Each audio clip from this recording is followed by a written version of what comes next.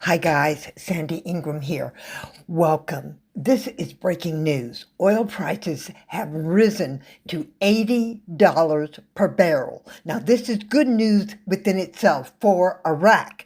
However, Iraq has another problem, and the voiceover will explain it. These kinds of actions from Iran-backed militants in Iraq could have the U.S. turning around and striking these militants right where they stand in Iraq. This is not a good situation. Not a good situation at all. Take a listen. This is breaking news out of Iraq.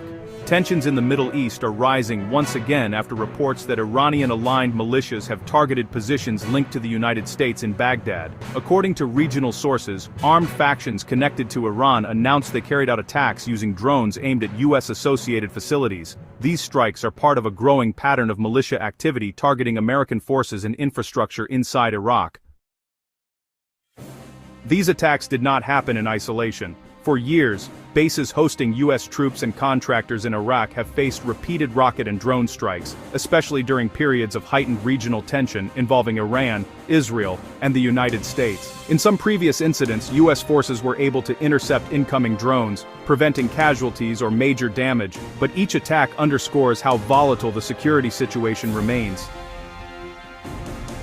The United States still maintains a limited military presence in Iraq, primarily to advise and assist Iraqi forces and help prevent the return of extremist groups. But that presence has increasingly become a flashpoint. Iran-aligned militias inside Iraq have repeatedly framed attacks on U.S. forces as retaliation for American actions in the region and its support for Israel. Meanwhile, Iraq's government finds itself caught in the middle, balancing its partnership with Washington while also managing powerful militia groups that operate within its borders. The country has already begun transitioning toward a reduced U.S. troop presence, with plans for further withdrawals over the coming months and years.